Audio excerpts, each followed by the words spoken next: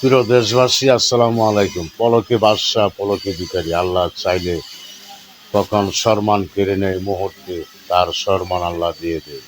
যেমন 16-17 বছর দাপটে আওয়ামী লীগ সরকার ক্ষমতায় চালাইছিল, বিএনপির ওপর অনেক অন্যায় অত্যাচার করেছে।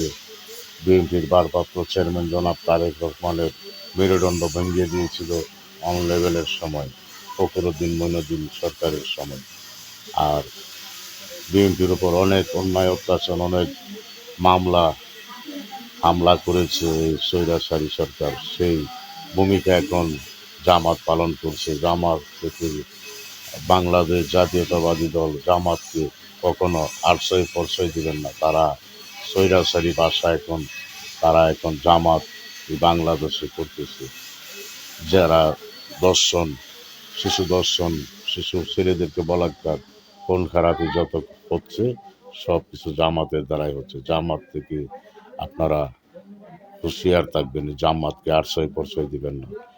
আর জিয়া আন্তর্জাতিক শাহজালাল বিমানবন্দরে জনাব তারেক রহমান, আমাদের বাংলাদেশের তিনবারের প্রধানমন্ত্রী শহীদ প্রেসিডেন্ট জিয়াউর রহমানের একমাত্র ছেলে। উনি বিমানবন্দর থেকে নেমে বিমানবন্দরে ফুল বাগানে দিয়ে জুতা খুলে খালি পায়ে মাটিতে পাড়া দিয়ে সে মাটি হাতে নিয়ে প্রায় 17-18 বছর পর বাংলার মাটিতে এসে পা রেখে মাটির মধ্যে হাতে মাটি নিয়ে দেশের জন্য সে ভালো করবে সেই শপথ হয়তো নিয়েছে।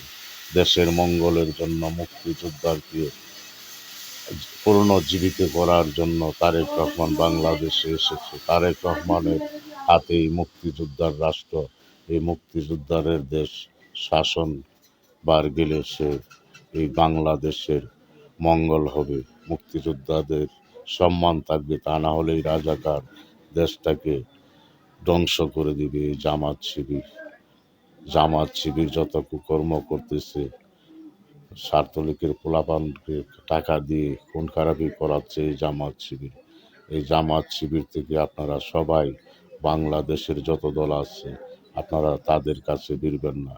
ওরা রাজাকার, 71-এর মুক্তিযুদ্ধের শত্রু। ওরা এই বাংলাদেশের শত্রু।